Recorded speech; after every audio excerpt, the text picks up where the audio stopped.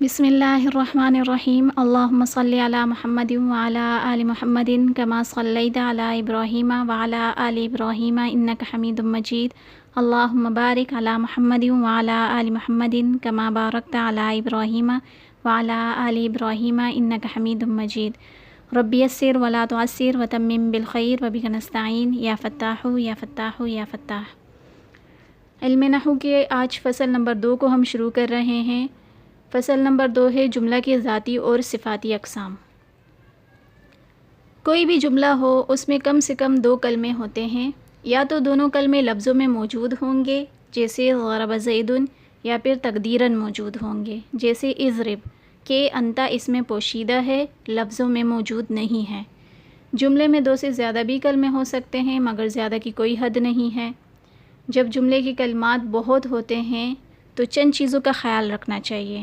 Number 1 یہ کہ اسم کون سا ہے اس میں اور فعل کون سا ہے، اور نمبر 2 معرب کون سا ہے، مبنی کون سا ہے، اور نمبر 3 عامل کون سا ہے اور معمول کون سا ہے، اور نمبر 4 کلمات کا آپس میں تعلق کس طرح کا ہے تاکہ مسند اور مسند الیہ بھی ظاہر ہو جائیں اور جملے کا صحیح معنی بھی معلوم ہو جائے۔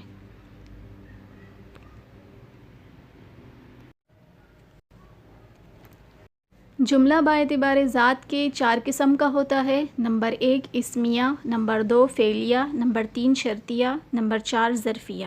نمبر 1 اسمیہ جس کا پہلا حصہ اسم ہو جیسے زید قائم۔ نمبر 2 فعلیہ جس کا پہلا حصہ فعل ہو جیسے قام زید۔ نمبر 3 شرطیہ جو شرط کے معنی پر مشتمل ہو جیسے ان تکرمنی اکرمک۔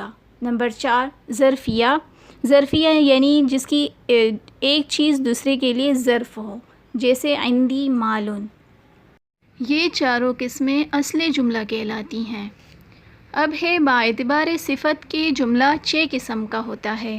نمبر 1 ہے مبینہ جو پہلے جملے کو واضح کر دے جیسے الکلمۃ علی ثلاثۃ اقسام، اسم و فعل و حرف۔ اس مثال میں پہلے جملے کا مطلب صاف نہیں معلوم ہوتا تھا کہ وہ کون سی 3 قسمیں ہیں۔ دوسرے جملے نے اس کو بیان کر دیا کہ وہ 3 قسمیں اسم ہے، فعل اور حرف ہیں۔ نمبر 2 ہے معللہ جو پہلے جملے کی علت بیان کرے جیسا کہ حدیث شریف میں ہے لا تصوموا فی ہذہ الایام فانھا ایام اکل و شرب و بعال۔ تم روزہ نہ رکھو ان 5 دنوں یعنی عیدین و ایام تشریق میں، اس لیے کہ وہ کھانے پینے اور جماع کے دن ہیں۔ اس حدیث شریف کے پہلے جملے میں 5 دن روزہ رکھنے سے منع فرمایا اور اس کی علت دوسرے جملے میں بیان فرمائی ہے کہ وہ کھانے پینے اور جماع کے دن ہیں۔ نمبر 3 ہے معترضہ، معترضہ جو 2 جملوں کے درمیان بے جوڑ واقع ہو یعنی پہلے اور دوسرے جملے کے درمیان ایسا جملہ ذکر کیا جائے جس کا تعلق نہ تو پہلے جملے سے ہو اور نہ ہی بعد کے جملے سے ہو جیسے قال ابو حنیفہ رحمہ اللہ النیۃ فی الوضوء لیست بشرط۔ امام ابو حنیفہ رحمہ اللہ نے فرمایا نیت وضو میں شرط نہیں ہے۔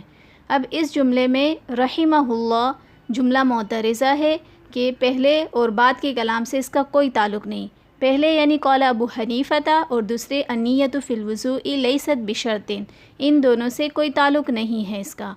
نمبر 4 ہے مستانفہ، مستانفہ وہ جملہ ہے جس سے نیا کلام شروع کیا جائے جیسے الکلمۃ علی ثلاثۃ اقسام، کلمہ 3 قسم پر ہوتا ہے یعنی اس سے ایک نئی بات شروع کی جا رہی ہے، جملے کی ابتدا اس سے ہو رہی ہے۔